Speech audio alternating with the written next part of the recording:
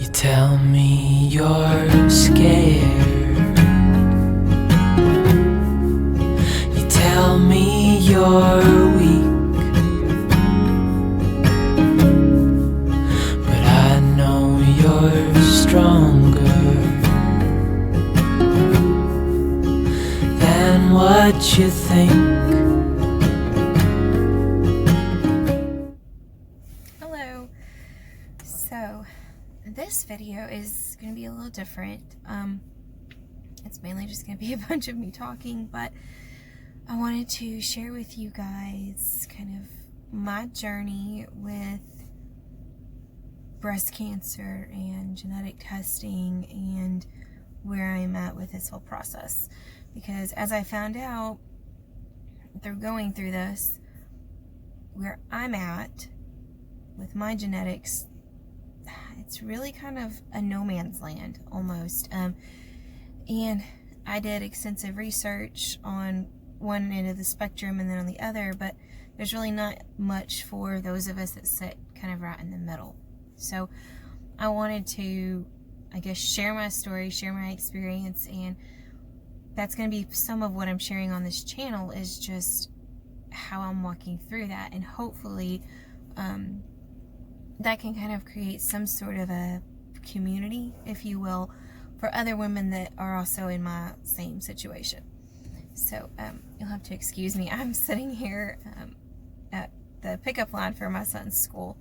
I'm quite a bit early, but I finished up seeing my last patient. So I'm going to sit here and I was going to talk to you guys about this. Growing up, I was an only child. It was just me and my mom and my grandmother for the majority of my life. Got married, had kids, and in that time frame kind of really began to think about the fact that I probably needed to find my dad and that side of the family for medical reasons, if for nothing else. So during my childhood, never had any contact with my dad, did not know that side of the family, my family, at all. So, right before my 29th birthday, I decided to reach out and find my dad. And a lot of people have asked me why I didn't do that sooner. And I think part of it was I didn't have this big gaping hole that I needed filled with answers to questions or with people that I had not had in my life before. And I think that there was a fear, I had this fear that if I reached out and I found that part of my family and I was not accepted or not wanted per se, that then I would have opened that door in my own self, that now I was going to have this need and it was not going to be filled. So I put it off for quite a while. Like I said, right before my 29th birthday, I decided I was going to do it. Actually started with an ancestry DNA test. Kind of started the whole process. Went from there, found my dad, and in that found a bunch of siblings that I did not know I had, which has been fantastic. That's really, I think, been the best thing that's ever come out of this. It's just that now I get to have a relationship with my siblings. And growing up as an only child, that was huge. So, but I also found out that I have an aunt who lives like 20 minutes from me, which is so crazy because she's lived here for several years. We've lived 20 minutes apart for probably 9 years and didn't realize it. So as I got to know her and spent time with her and talked with her, found out that she's a breast cancer survivor. Her sister, so my other aunt, is also a breast cancer survivor, as is their mother, who is my grandmother. And I believe there's a cousin somewhere in that as well that's also had breast cancer. So with that knowledge, I knew that I probably needed to at least talk to my doctor. about what the next steps were and what that meant for me. So I did, and I actually had my lovely yearly OB/GYN appointment scheduled. I called and talked to them a little bit before, and we agreed that I probably needed to do the genetic testing, the BRCA testing, to see what my genetics were going to tell us. So we did that. It was just a simple blood test. My doctor afterward, of course, came in and told me that pretty straightforward, that if it was positive, he was going to recommend, of course, a complete double mastectomy and a complete hysterectomy. And we have a really good relationship. My OB doctor and I do, and I've actually, it's kind of weird, I've actually taken care of his patients as a nurse, as well as been one of his patients. So it makes it a little awkward at times. But we have a really good relationship. And so, of course, he could tell I was scared and told me not to worry, and it probably would be nothing, and I wasn't going to have to worry about it. But if so, that's what he recommended. And I agreed. I mean, there was no point to take a risk with my life. It was kind of like having a crystal ball, and you could see, what the future was going to hold. So, did the test, and then ended up waiting about 3 weeks to get those results. In those 3 weeks, I, of course, did extensive research on what it meant to be BRCA1 or 2 positive, on those surgeries, which are 2 major surgeries, on post-op, on recovery, on reconstruction and what that looks like, and doctors that were doing, the procedures simultaneously so that you're only put under one time, doctors that did, your mastectomy and then reconstruction in the same surgery. So all of this research, and I put so much time and effort into that, because to me, there was no way it was not going to be positive with that kind of a family history. So at one point, my husband, Todd, he says, well, what are you going to do if it's not positive? I was like, well, of course it's going to be positive, And I was like, but if it's not, great. And I just get to move on with my life, and that's that. And I guess at some point in between there, it's almost like I lost sight of the fact that there's a middle ground there. My results came back, and thankfully, I was not BRCA1 or 2 positive. So that took surgery off the table, which in one sense I was very, very thankful for. It was not something I was looking forward to.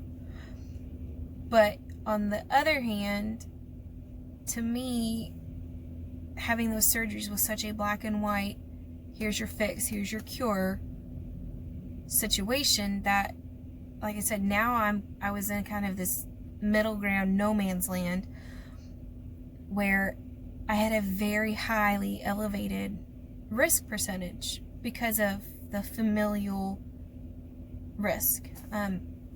And for those of you that don't know, there's basically 3 types of risk with cancer. There's genetic, which I was negative for. I do, however, have one gene that's it's what they call unknown. So there's just not been enough research done on that particular gene. It could, 100% cause cancer or 100% have nothing to do with it. But there is a mutation on one of those genes. So there's that kind of in the back of my mind too. But anyway, so there's genetic risk, which I'm 99% negative for. There is just kind of your general, hey, bad luck, you got it. That's what most cancers, the majority of cancers, fall into that category. And then there is familial risk, which is where I sit, having had the family history of it, but not genetically positive for it. So it honestly it stunned me, and I felt less prepared for that to be my results than I would have with, hey, we've got to get you in with the doctor and schedule these surgeries. I felt prepared for that. I had done the research and I was ready for that, and here all of a sudden I get something that was completely unexpected. So as I processed that, I started to do the research. And what does that look like, and what does that mean for me, and how is this handled, and who are these, where are my people now, because it's not the BRCA1 or BRCA2 positive women. So where were my group? And through this research, figuring out that testing, basically they do, either every 6 months or every year, you have a mammogram or ultrasound to see, hopefully catch anything early. And just knowing myself, I'm not okay with that. It feels like, I don't know, it just feels like I'm sitting around waiting until I get cancer, and then we're going to do something about it. So, and like I said, with this, I found that there's really not a place for women like me. It doesn't feel like, anyway. If your genetics are negative and you get to go on about your life, that's great. And there's that group, and then there's the group that are positive. But this middle group, I just felt kind of lost. So I started, of course, there's a lot of research out there on, quote, what you can do to prevent or to manage your risk, as I put it. And so that's really kind of what I have dedicated, I guess, my time to since. It's just figuring out what can I do to help me lower this risk. There's, everybody has this just inherent risk, and I've got an significantly elevated risk because of my family genetics. Or not family genetics, but just family history. So I kind of poured my heart and soul into that, and then found out, maybe even just through that there's not really a community. There's tons of breast cancer survivor communities, and that's so needed, and I'm so thankful that they have that.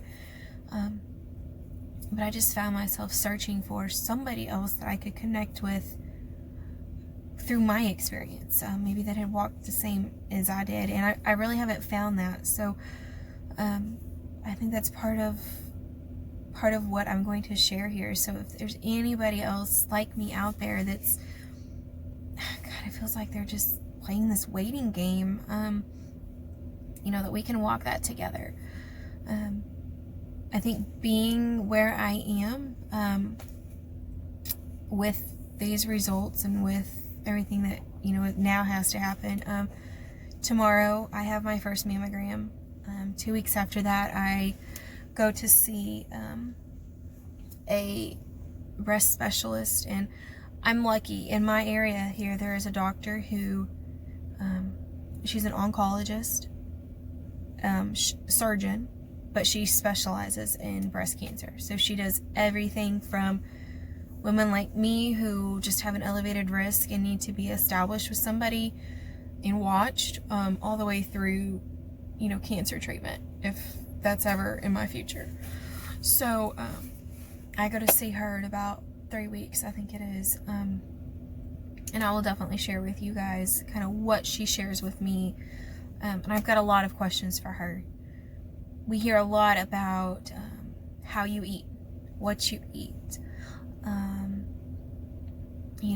Just the old wives' tales, as they said that they are now, the underwire bras and estrogen, and what role does that play in breast cancer, and just all of these questions that I need answered. And I will share them with you guys as well. But like I said, being where I am has been a catalyst for a lot of changes in our home. And if you follow me any on Facebook, on my Facebook page, I posted back probably right after I got my results, right around Thanksgiving time. I posted that we were going sugar-free in our home. And this is the reason. Because one thing I do feel very confident in through my research is that sugar feeds cancer. And even from a medical background, the CT scans, the MRIs that they do, some of those you're hooked up to an IV, and that is part of what they push through there, is a sugar component that then is drawn to those tumors, and when they do your scan, it lights up where an area of cancer is. So I feel very, very confident that eliminating sugar as much as possible from our diet is the right thing to do. Like I've mentioned, of course, I am married and I've got 2 little boys who now, also have an elevated risk just from mine. So I want to do the right thing, even for them, even if it's not just so much for me, but for them as well. So we have eliminated sugar, and we've tried our best to eliminate processed foods. And right after I got my results, I was 100%, went through the house, threw everything away. We were going to do this 100%. And of course, that's never the right way to start anything. It did not last very long. And probably about 3 weeks, about a week before Christmas, of course, we slipped into the whole, Christmas goodies and homemade candy and going to Gigi's house and all of that. And so now I've really got to make a concentrated effort to get back to where we were, because we were doing really good with it. And part of how we're going to do that is through the garden this spring, and sourcing as much as we can locally, non-processed, organic, just trying to clean up the way that we eat completely all the way around. So like I said, I know that this probably was not terribly interesting if you have no experience with it, and I'm sorry for that, but I did want to share, I guess, my story as far as my walk with breast cancer, and it's only just beginning. Like I said, I have my first mammogram tomorrow, so I'm very nervous about that. I know that the chances that it shows anything are very slim. But of course, until you're very nervous. But I did want to just reach out, and if there's anybody out there, any of the women like me that don't feel like maybe they've got a place to go, or somebody to talk to, or somebody to walk with that understands it, because I do feel like we're caught in the middle. We're not breast cancer patients, but we're not normal people. Whatever normal is, we're not necessarily normal either. So please reach out to me if that's where you're at and you're struggling and you need somebody to kind of help walk this with you. I don't have an extensive experience with it, but we can do it together. And message me, comment below, reach out, and I will get in touch with you, and we can, my OB doctor told me before I left his office the day that I did my testing, he's like, well, this puts you in a breast cancer Previvor category. And I was like, what in the world is that? He said, well, you're somebody that has not had cancer yet, so you're not a survivor, you're a Previvor, and you're taking the steps necessary to beat it before it starts. And I feel like that's very fortunate. I'm very thankful that I have the knowledge that I need to be able to maybe start my battle before it even begins. So yeah, I hope that this has helped. I hope maybe it helps give some people a place of community and a place to reach out to. And I will see you in the next one. Thanks. Bye-bye.